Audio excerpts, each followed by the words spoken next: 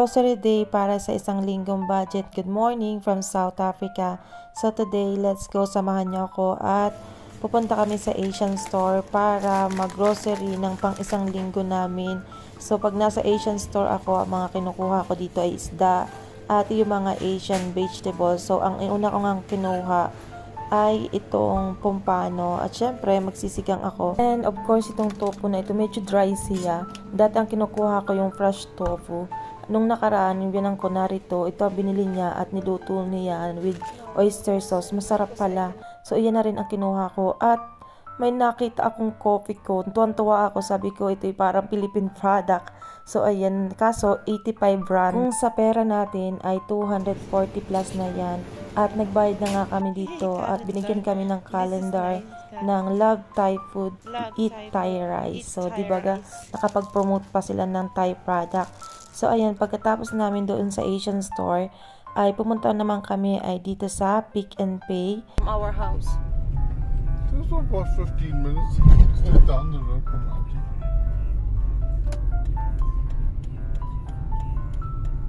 Maybe this one's 14 minutes and at least like 16 minutes or so. Yeah, ayan, malaki siya.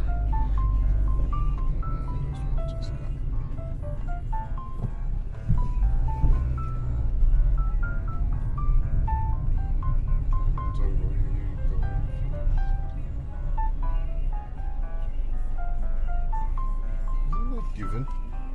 You look straight. Is it given? We'll see this one. It's not given. Given's usually in this row.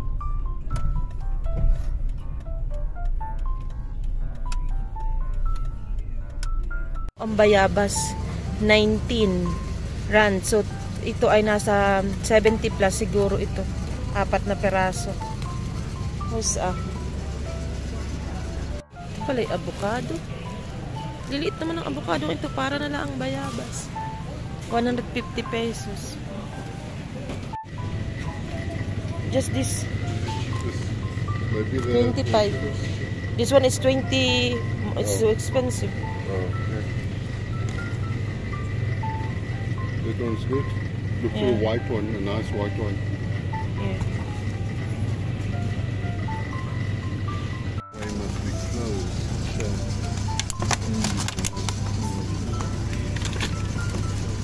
What is this?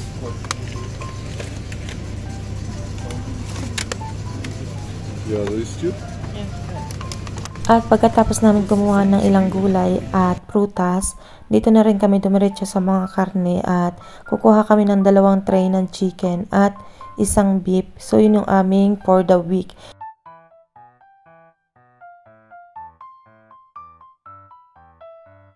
Kapag kakarne, prutas at yung ibang gulay na wala sa Asian store, dito kami bumibili dahil hindi kompleto sa Asian store. Yeah, beef and Yeah, but we're in this section. What veggies? fruits. I'm looking for fruits because we didn't have fruits for this week. Maybe apples. 90 pesos. Ito ay 1 kilo, 90 pesos.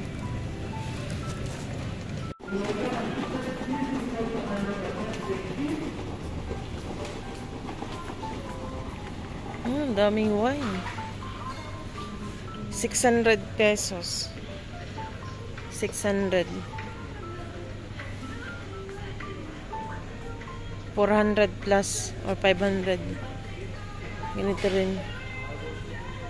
175, 3, 400 or 500. So, 180 times 3. Ganun ang presyo. Ganda na lalagyan. Fast forward, nakuha na namin yung mga kailangan namin at dumiretso na kami sa counter at nagbayad at narito na kami sa bahay. So, ito yung mabibili sa 2,300 pesos or dito sa South Africa ay 800 rand. So, ito yung nabili namin. So, mayroong gulay, celery. So, ito yung may prutas. Tingnan natin kung gaano kadami.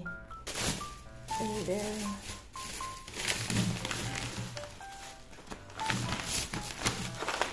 yeah.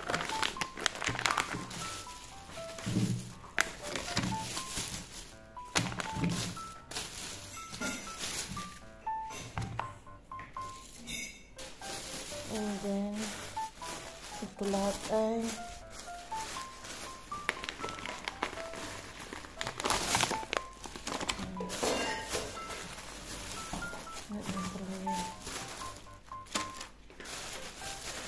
tapos ito ako lahat na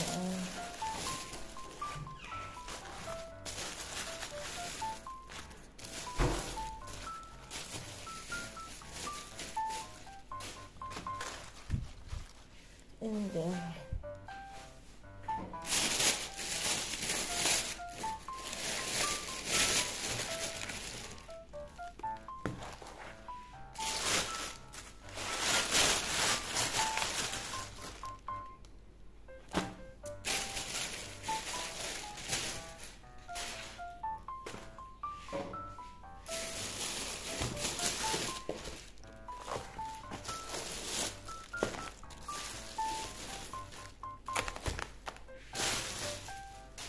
so, ganito karami lang ang nabili ng 2,300. So, meron tayong cabbage, mushroom, ampalaya, itong yogurt, and then mayroong tofu, yung bok choy, 2 tray ng manok, at 1 tray ng beef, and then mayroong paminta, ubas na 2, may celery, and then may isang isda na pumpano at mayroong kamote, yung purple yam. So, iyan ang mabibili ng 2,300 dito sa South Africa. So, ganyan lang kadami yung mabibili sa 2,300. So, sa palagay nyo, ganyan din ba sa Pilipinas? Or halos the same lang din? And then, yung niluto kong chili garlic oil, nilalagay ko din dito sa fridge. Yan. Hindi ko na ilalagay sa rep dahil lulutuin ko na yan ngayon. Magpi-prep meals ako.